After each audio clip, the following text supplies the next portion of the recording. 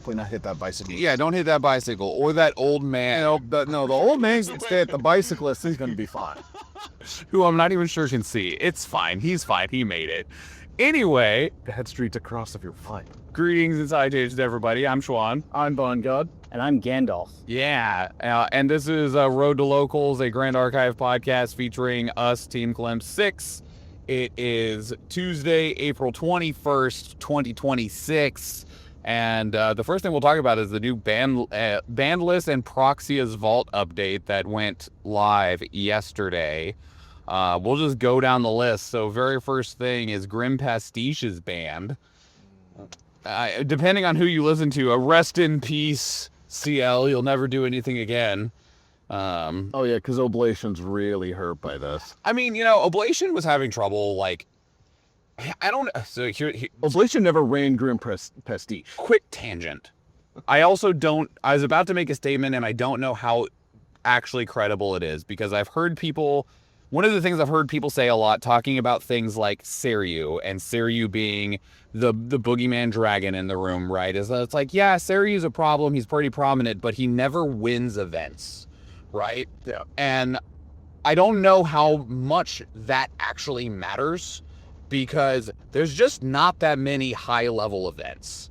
So saying like, oh, Seiryu hasn't ever won an event, it's like, does that actually matter though? He's still a good deck.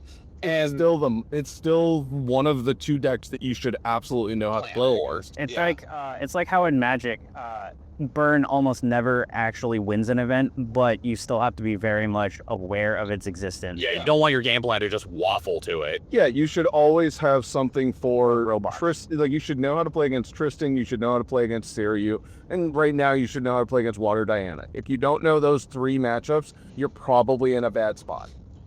But what I was going to say was that Oblation hasn't really won many events. It's normally Grim Pastiche, which would normally just Beguiling Coup CL. Yeah.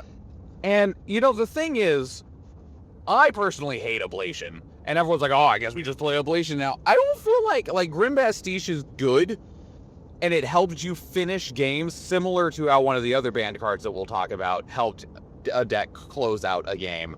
But I don't feel like it's the only thing that made the deck work. There was deck lists for a good while that weren't even running Grim Pastiche. I think that the bigger thing that's going to hold up CL, in my opinion, for Nats and for Vegas, are that is a toolbox deck, no matter how you do it, because of things like Maximum Armoire.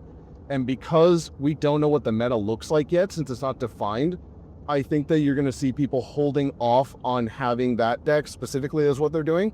Not because of anything about Grim Pastiche, but because they don't know what the toolbox needs to have in it yet. Which, you still have the toolbox, though. Yeah. Right? Like, Yeah, it's not gone. you still have Maximum Armoire. You could drop the Grim Pastiche, put in 4 Ombro Chevaliers, and probably you're not quite as cheating as you were able to do with Grim Pastiche, but you still can do everything. Yeah, I mean, if you wanted to, I've seen lists of Also, people, having a 3/3 beater's sick. Yeah, I mean, and it does 5 damage for existing too, because Sure. it does the 2 and then the Swaps 20. out, yeah. Yeah. I've seen 2 lists kind of going around in one way, shape, or form. People are experimenting with either Deluge CL with Artist to try and deal, 14 damage or is it 20 damage? The Liquidation? It's Liquidation does 7, so Yeah. it'd be 14 if you double it. So I've seen that list going around, and then I've seen people experimenting with the each opponent mills 15 card. The Whirlpool, I think is the name of the card. Dynastic Whirlpool. That is correct. Yeah, I've seen those 2 lists getting tested out. I admit Grim Pastiche would be very gross if they could go mill 15, banish this, do you 2, copy it, you mill 15. That I think is incredibly powerful. I don't know if the Deluge version is going to do all that well, but I mean, still just being able to go 7 to the dome is pretty powerful. Sounds like it loses to raccoons. Yeah, It does. the amount of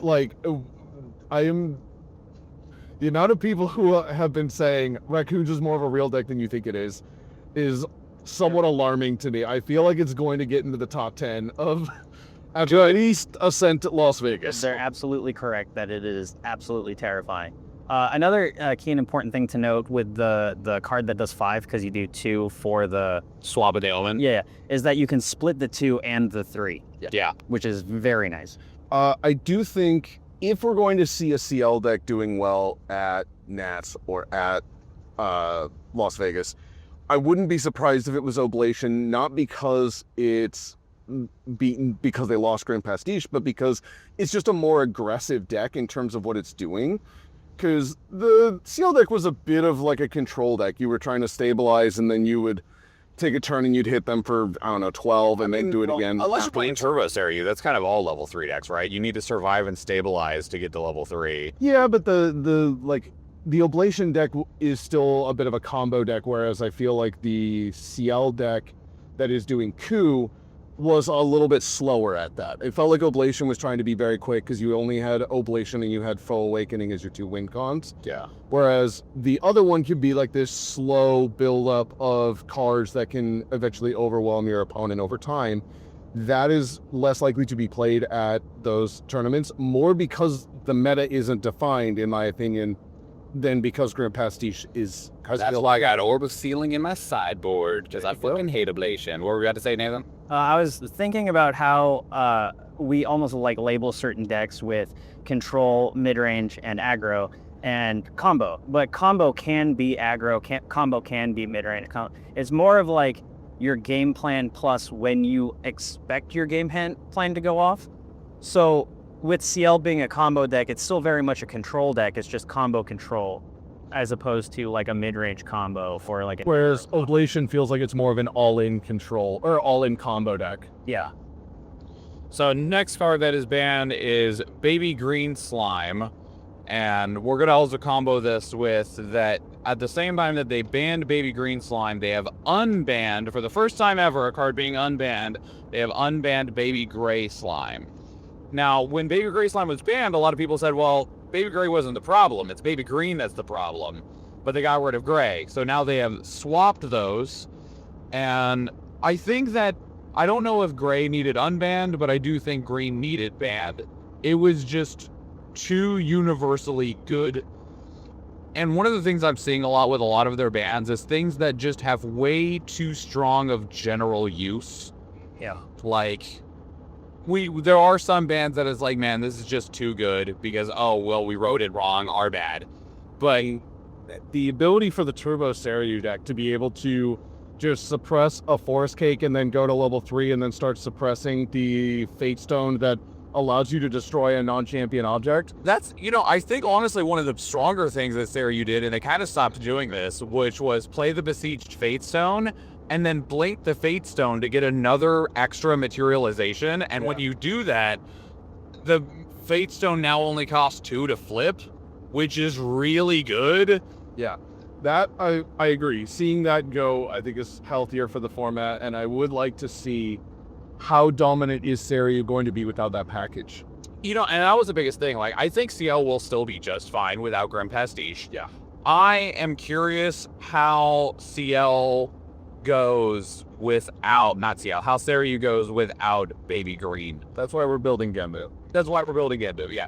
Especially because, like, Baby Green does so many things for so many decks in different ways, right? It's either helpful because you're blinking things like Focusing Round, Fate Stone of Heaven, or Forest Cake, whatever, to draw cards. You're blinking Diana's Aether Wings so she loses all of her ammunition. Man, when I was playing Seiryu in Boston, I was blinking a Vanitas's friggin' what's the hammer? Impact hammer? Impact hammer. Yeah, like, swing at you, I take 3, blink your hammer. Okay, they're like, damn it, I took 3. I get the hammer back, swing you, blink your hammer. Would you quit it? No. That is a super, like, demoralizing thing, is when you're swinging in with an impact hammer and they either Song of Frost or... Because you've took the damage. Press it. Yeah, exactly. You're just sitting there like, well, shit, thank you for letting me punch myself in the face. I love Song of Frost, though. It exiles the stack, so you just get rid of all that stuff. It's great. I love... No, let them take the damage first. Well, yeah, you let them take the damage, and then you Song of Frost so they don't get any of the swings or anything. Exactly. It's perfect. You ruin their whole day. Yeah, Song of Frost is great. It does make me sad though, because one of my favorite little pet decks that I didn't play at all was Wind Umbra Diana, and she definitely wanted to use the shit out of Baby Green to draw cards off of focusing rounds and forest cakes, and that's gone now. But that's fine. It didn't need to do everything that it did. I feel like they did mention that we might see a different shade of Baby Green come back, so Baby Emerald Slime is probably what it would be. And I don't know really how you still make that a fair card. I have a guess. Well, because people are like, well, just make it as a spell. And I'm like, that helps with how it hits spell-shrouded regalia. Like, I mean, people are like, well, Baby Green just makes Jin basically instantly die, which I understand. And it also makes, like hurts Water Diana, or just Diana Aetherwing in general pretty hard, because most of them have Spell Shroud. I also think it needs to not have fast activation. Sure, maybe that's really the answer. I think if you put those two things together, it makes it a card that is fine. Yeah, it's fine. Maybe you could make it cost 3 instead of 2, but like, I really think that the fast activation ends you still get your engine. Yeah, Which is like, that's if it's slow and you still get your forest cake, okay, that's fine. You know what? If that's what you want to do, that said, if they bring Baby Emerald back, talking about Baby Gray coming back, that brings a full slime draw protection engine back. oh, okay, yeah, that's also a bigger. I don't know what the answer is. They might not know what the answer is right now, because they're like, More stifling trap-based effects. They've got Stifling Gyre that just came out. They have Stifling Trap itself. I mean, there's Stifling Gyre naming Baby Green Slime. that feels bad, but also it's important. Yeah. Here's a way that I know that Baby Green was a good ban, though, is that Baby Green was ran in basically every wind deck, regardless of whether it was even a tamer deck. Like, it's like, oh, you're a ranger wind deck? Cool, you're still running Baby Green. Yeah, if you're running it in everything, it's no longer a card that's specific to your entire class. Well, and it definitely wasn't meant to be a general wind card. But, we talk about, like, the neutral staples, cards like Creative Shock, Fracture Eyes, Frostworn Paladin, right? Where it's like, no class bonus, this is just a good card in this color. And that's what Baby Green, and it, like, they already have those in the form of, like, Windmill Engineer, Ace and Protector, Veiling Breeze, right? And it's like, Baby Green shouldn't have been one of those. Yeah, having that card draw engine is way too powerful. I mean, I admit I have not tried I tried the influence version of Seiryu for the first time last week, and that was disgusting. It legitimately felt like I didn't need the Seiryu. Just the ability to keep putting in stuff that is just like, hey, I'm going to blow up your stuff every turn. You're going to lose something every turn for the rest of this game, and I'm going to beat you to death with a couple of one. I'm going to beat you to death with a 4/4 Shimmer Cloak Assassin. Yeah, and a nothing died. It'll kill you. I mean, I played it, and I slowly killed somebody with a Baby Green, a Windmill Engineer, and a Dungeon Guide. Just, here's 3, here's 3, here's 3, here's 3. And they're like, would you stop? And I'm like, nope, kill my dudes. They're 1/1s. I can't, because you ruined my life. We're going to get some food. Hello, EBs in the Gaza. Yes. What can I get for you? What's the code? QE50. QE50, Michael? Yeah. Next one up, please, Tenji. Thank you.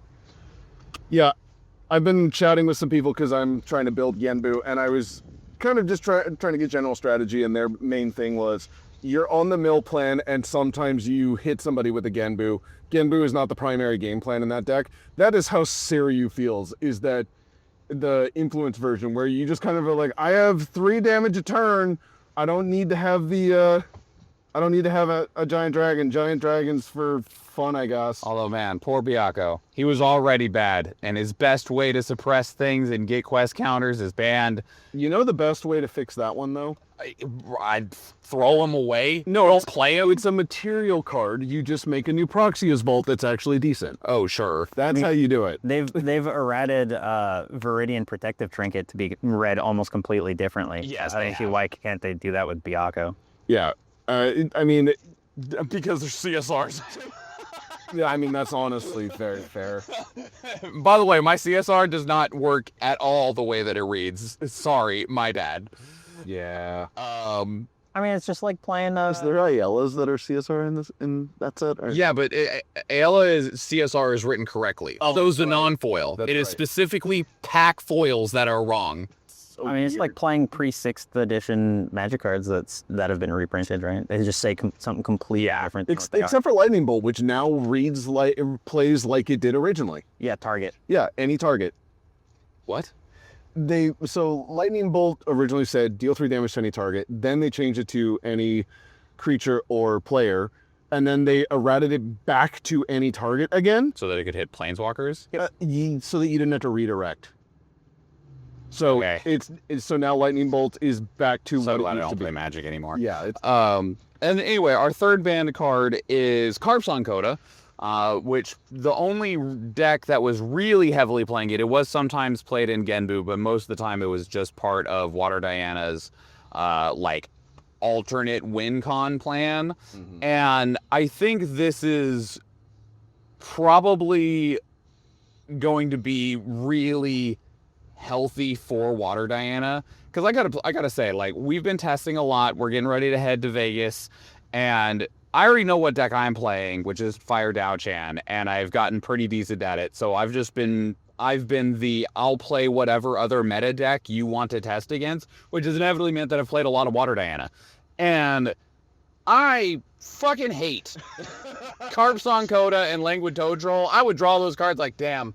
This is too good not to play, but it feels so bad having these 7 or 8 cards in my deck. well, it feels like you have a combo in your deck that you really want to set up. It's a 2-card combo, except that combo doesn't win you the game. Not normally. You would need multiples of Carpsong Coda, and on top of They have already taken a nice chunk of damage. yeah, thank you, beverages, and on top of that, you have the fact that for me, when I was playing Water Diana, I would get really sad when I would glimpse, 11 deep or what have you, I got it. and not hit a Languid Toad Troll. It just always felt bad because it was like, I'm running this, I've got the ability to set up how much, and I still can't hit this card. This is a bad day. Yeah, and well, and also, like, you basically had to have a Bauble of Scarcity. You basically had to have a Bauble of Scarcity in your material deck so that if you never milled a Languid Toad Troll, you could discard it using a Bauble of Scarcity. And that took up very, very precious material deck space. And the number of games that I played where I was having to use my Aqua Mirage Whisper in order to control the board, like, all right, I'll load it up with 3 things. I don't have a way to get distant, but this lets me kill that fucking Aeson Protector that's in my way. Oh no, I only have 3 durability, and now my weapon's gone, and I don't have another one. Yeah, the fact that Talking about, you have a Inert Sword. Oh, don't worry, I use that thing plenty. Yeah, but the fact that you then have to stare at all the Aether Charge cards in your hand that do nothing. What are you talking about? One of them pings them for 1. Yep. Oh yeah, bud. It does. That's really good, and it's colorless, and it's 1 cost. Like, Yep, you're right. It sure is. Well, this lets you drop the Bauble of Scarcity. You can run a Seeker's Aetherwing, so you have a backup weapon. You do have to pick some things to fill in those, So does this awkwardly buff Diana because you're banning the really, really good card and then having to not run the less than good cards because of it? I don't think it necessarily buffs Diana, but I think what it does is it makes Diana have, have a more set game plan of, hey, you don't have this Carpsong Coda Languid Toad Troll combo anymore, so what are you going to run instead, right? Like, and it makes Diana have a much more streamlined focus. Is that focus better? Normally, no, because normally there's an argument to having multiple directions of winning, right? Of like having combat damage plus non-combat damage. And there's also the 2 sides of Diana's combat damage with, hey, I'm going to load up a big fat Aether Wing and shoot you with that, or I'm going to slowly beat you to death with, well, slowly beat you to death with like a 3/3 Cheshire Cat or up to like a 5/3 Cheshire Cat, right? And then I can finish you off with Carpsong Coda, which you basically can't do anything about because it got around Spell Shroud and all this stuff, right? So you lose some of those angles of attack, But for my own Water Diana list, I was like, cool, rip out these 4 Harpalon Codas, rip out these 3 Languid Toad Trolls, fuck these things.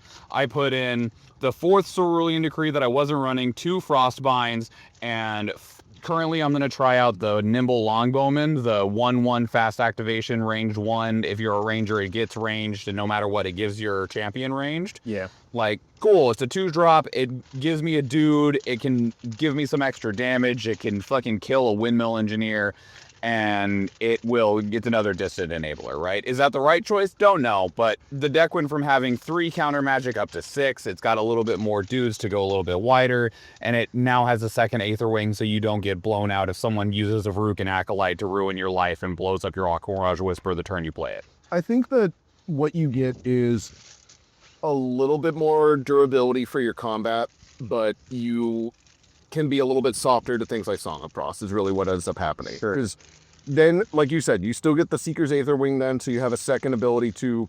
And it gives you True Sight. Yeah. You can kill people's Cheshires. Yeah, you get True Sight, and on top of that, you get the ability to just have 3 more durability, or is it 2? More durability 3 for more I'm attack. pretty sure almost all like base Aether Wings have like 1/3 for their stat line. I believe you're correct, but the fact of the matter is going up on some control cards is, in my opinion, pretty good. And then the only thing is that if a Song of Frost gets through, you might be sad sometimes, but that was true beforehand. And it gets rid of this like awkward combo that's a little bit frustrating to deal with, and it feels really bad to give yourself Spell Shroud and die to a skill. I've done this because I've been hit by a Lightweaver's Assault, and it is awful to go, I have Spell Shroud, and they go, yeah, I don't care, this is a skill. It feels real bad. Tangent. When we did our full RDO read, we talked about Void's Cloaks and how really strong it was because it gives you Spell Shroud, right? Mm-hmm. It's absolute garbage because it gives you Spell Shroud. It does not give your champion Spell Shroud. So the only thing it does is it negates the target player effect, but it does nothing for shooting someone's face. Mm-hmm. Don't worry, they just made an each opponent mills 15 card, so you can get around that pretty easily too. But what I think it does, Carpsong Coda being banned, is it does the same thing that banning Baby Green does, and same thing that banning Pastiche does. It makes the decks play more fair. Yeah. It doesn't really ruin their game plan. They just have to play a little bit more fairly than what they were playing before. Well, I also feel like all 3 of those suffer from the concept of the more cards get printed, the more broken these will be. Because they're going to continue printing cards that can get played off Pastiche. That's not going to stop. They're going to continue playing items that can get suppressed. And they're going to continue making beasts. So you will continue to see these cards only getting better over time. I do have a question for you. Do you think if instead of banning Carpsong Coda, they banned Languid Toad Troll, that people would still play it for the 4 damage they could get from a Thronekeeper Bullfrog? Yes. You think the 4 is worth it over the 6? I don't think it's worth it. I'm telling you what I think people will do. Oh, okay. Because I think the bigger thing is that some of these decks are already playing the 0/4 with taunt. So why not just give yourself a benefit if it dies, is more my thought. Sure. Obviously 6 is much better, but I think you would still see people trying it out, seeing how it does. In the end, though, I'm happy that they got rid of Carpsong Coda. There is a little bit of a feel bad because I think everyone and their mother has been talking about Ranger Strides and wanting to see that gone, especially now that they've made the new Ranger boots for the next set. Quick Step Treads or something like that? Yeah. I don't want that banned. I want the Looking Glass banned. That will never happen, bud. Dude, I know, but you lose 2 sets worth of cards essentially to do that. That's Notably, though, some of the things that you have to do. they printed 0 new distortions in Radiant Origins. There was not a 1. I'm telling you. They were going to phase out distortion because they don't want to ban the Looking Glass. Another tangent. I will make an argument that Blight's Ring should have been a distortion. Yeah, I would agree with that. Because then you could Blight's Ring before you hit Umbra Diana, curse yourself before you ever get there, and then go to Umbra Diana and already be cursed. And then she would be playable. Is she good? No, but she'd be playable. Speaking of Umbra Diana, though, we did have 2 additions to the Proxia's Vault. Well, 1 change to a Proxia's Vault card and 1 addition to a Proxia's Vault card. The changes to the already existing Proxia's Vault card, Mantle of the Abyss, which was meant to try to help Fire Spectre Umbra Alice be a thing. Before, it was a 0 cost to materialize, pay 3, and generate a Rile of the Abyss into your memory. It still does that, but now you can activate it from your material deck by sacrificing a Spectre. That makes it a lot more playable. It makes it a lot more playable, especially because, I was like, oh, cool, you can still get Rile of the Abyss, even though it's banned. I like that. And then it was like, well, this sucks, though, compared to, Sablemere. As soon as Sablemere came out for Nico, I was like, Jesus Christ, this is so much better than Mantle of the Abyss. Sure. Although, here's the thing, and I don't know how much I really agree with people on this, because the current argument is to not put it, is that Umbra Diana will still be shit, so you won't play it, which I kind of agree with. But the argument now instead is for Fire Merlin to go to Alice level 1 first. Yeah, I've heard of that. So that she can run the old Spectre package using Liminal Guide and Underworld Dreams. No, that's a magic card. That's a magic card. Liminal Guide, Undying Dreams, and Yeah. the Rile was the normal package. Yeah, so that she can run that again. And my initial thought was, I was like, is that good though? Because Phantasmagoria says all non-Spectre cards lose graveyard abilities, right? Yeah. Fun fact, because of the weird way that some Grand Archive rules work, It's an Alice bonus, isn't it? No. That is not. Everything else on the card is an Alice bonus. Okay. But the non-Spectre cards in your graveyard, that is not an Alice bonus. That is permanent. And I was like, doesn't that turn off Merlin's level 2? No, because she checks if the card had floating memory when it hits banishment, not when it's in graveyard. And I was like, oh, okay, well, I guess it doesn't matter that much then. Yeah, but then you still don't have floating memory for yourself. No, I'm not certain that's a fair trade fully. I mean, that's not... I have played classic, Fire Lorraine Merlin quite a bit. I feel like that deck is good as is. I don't feel like that's the route that I would consider going personally to pivot that way, but I'm sure we'll see people testing it. It'd be nice to see just Spectres do anything. Nope. They still won't. That'll still not be a Spectre deck. Come on, man. I want to see Bill. No. I've seen there's the one Fire Spectre deck that did decently in one tournament. And that's the only one that we've seen so far. I don't know what it will take to make Spectres a thing, but I'm not convinced this is going to be the thing that pushes it over the edge. No. If anything, you will see these Spectre Merlin decks, Yeah. and that's it. But I do think that the other one that they printed will cause more, make a deck more playable, which is the suited Regalia. So the other one is the Duchess's Thorn, and it is a 0 cost Regalia that enters hindered, but it has a static ability that does not matter if it's awake or not. That says whenever you activate an ally's cardistry ability, that ally gets +1 power and true sight until end of turn. So that means, you can flash into 2 of spades, activate it to give it a buff counter, and until end of turn is going to get +1 power and true sight until end of turn, which notably makes it be able to kill Cheshire, which is pretty cool. Does Water have enough good suited cards that... Well, it's a fire card, so the only way you're writing that is if you go, you'd have to... Fire Nico or something. You either have to, Fire Nico or Water Polcock. That was where I was going. Does Water have enough good suited cards that it would be beneficial to play it with Fire? It's more doing stuff with Empower and getting Bolt of Diamonds, so it's a little bit more of of playing non-ally spells. Sure. I don't think it does. Yeah. Because the thing is that Fire suited says play a bunch of dudes. Water suited says play some dudes, cast a bunch of spells. Yeah. They're doing very different things. Sure. But I do think that gives Fire Suited some real legs, because I think that's one of the reasons that we've heard Raccoons doing very well. Anthem. They have an Anthem that's in their material deck. The Lotor Trinket is hard to ignore. So you got 2 anthems, technically. Yeah, but I'm thinking about the one that you can guarantee to come down whenever you want. Well, guess what? Suited has 2 anthems. Yeah. Because the other ability that the Duchess's Thorn has, which it enters hindered, so you can't do this right away, but you can tap it and sack it, and if you do, or banish it, sack it and banish it, the next cardistry ability you activate this turn costs 6 less. Yep. Which is really notable because Chance 7 of Spades exist.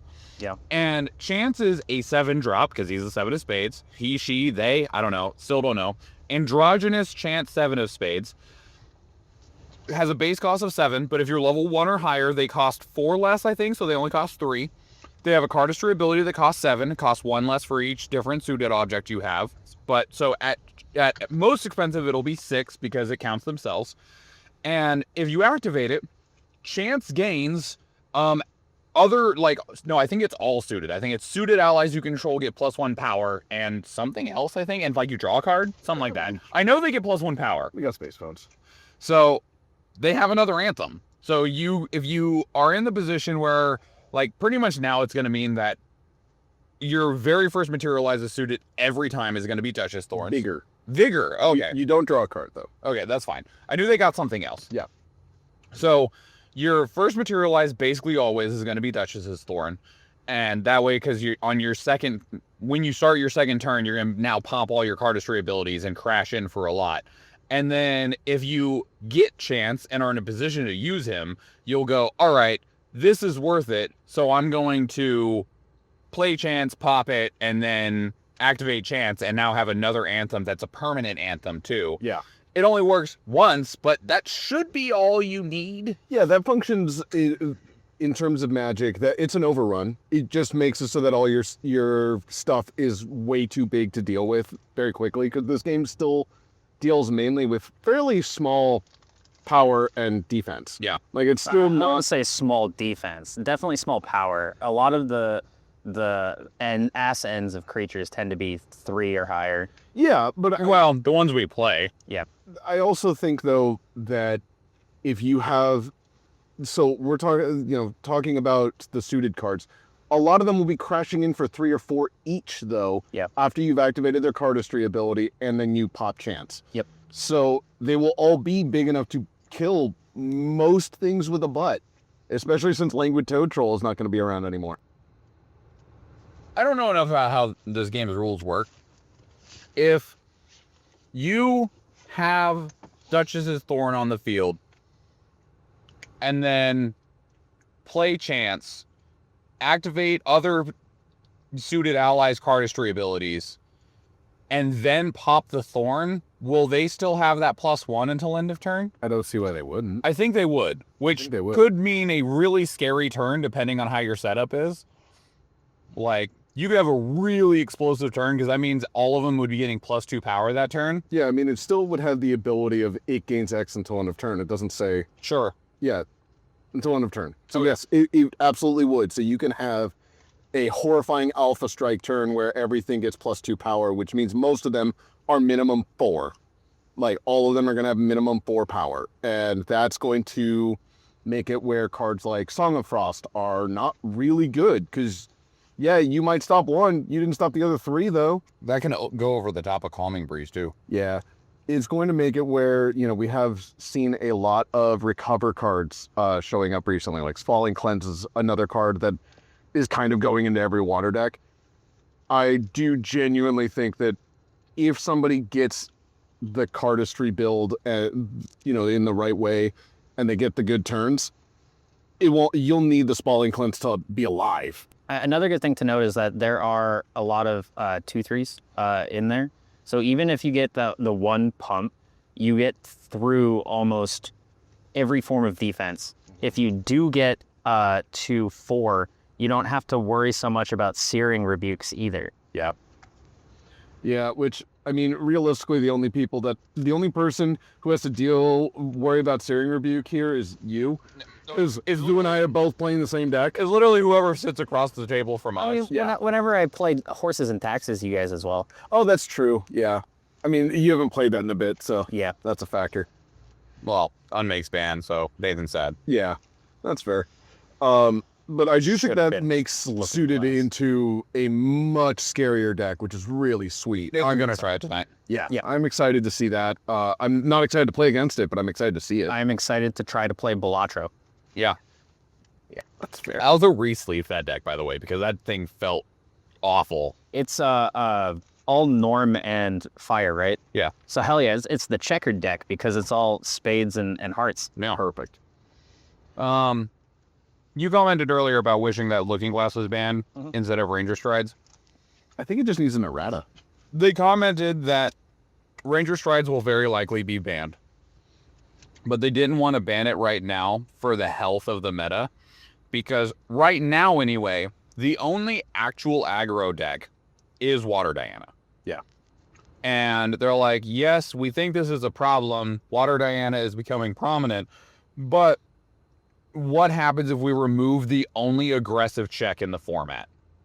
Like, that doesn't sound like a good idea. Yeah. And I think part of what we're seeing, like with the change of, like with the addition of the Duchess's Thorn as a Proxia Vault card, is like, hey, can Fire Suited be like a good aggro deck? And if the answer is yes, then it's like, okay, cool. Maybe we can pull a little bit more power out of Water Diana. Because like you talked about earlier, you do need to be prepped for aggro decks. Like, you need to be aware that fire aggro is a thing, but it doesn't normally win. But the reality is it's normally not even day 2ing anymore. Yeah. And like, Faiza's cool as shit, because sometimes you just blow them up on turn 2. Same with Fire Diana, right? Sometimes you're like, take 18. You got one turn. Well, and admittedly, the main reason for me to be doing the same deck as you, outside of the fact that you can show me, all the good plays, is we're about to be going to a large tournament or 2 large tournaments that are going to not have a defined meta, which is the perfect time to be playing an aggro deck. If we were near the end of the season, I would be much less likely to be wanting to play a fire aggro deck, specifically because there's a strong chance that the control decks have been built. Whatever mid-range decks are doing well will continue to be doing very well. At least currently, you can kind of snipe some people by playing fire aggro because they're testing out all these level 3 decks, and you might just be able to get wins underneath them. So I know I topped a regional with it and won our store championship, but I just got to remind you, you do know that Fire Diana has a bad matchup against everything, right? Fire Dowchan? Yeah. Fire Dowchan. Oh, yeah, I am aware. Okay, just as long as you're aware of that. Oh, yeah, I know. I was like, I may have done something with it, but let's not pretend like the deck is in a good position. I'm not saying that. I'm saying that's why I'm willing to try it, though, is because the format is variable at the moment. If the meta was defined, I'd be much less likely to want to play that deck. Defined with Fire Dowchan at the top. There you go, when you win. So Raccoons starts winning. That is... I don't know how that matchup would go, I honestly. think it would be really bad for you, or us, honestly. I don't know, because I think you said that dude aggro is really hard for you, yeah, but like, and that your you have- conflagrations that really need the kindle. yeah, but you got like the Sparkle Lights to kill their raccoons that they can't protect a raccoon through. That's why they do so they have 2 forms of protection. They have the one that taps and prevents 2 damage, and then they have the return raccoon. The bite your raccoon? Yeah. I don't know. We'll see. I mean, I'm sure at some point we'll throw it together, probably after Nationals. Yeah, anyway, so we're at locals, and we're going to go in and we're going to do some testing as we build up for Nationals here in just a little over 2.5 weeks. We'll see you all next week. So Yeah. I'm Schwahn. I'm Vongod. And I'm Gandalf. Bye, everybody. Bye.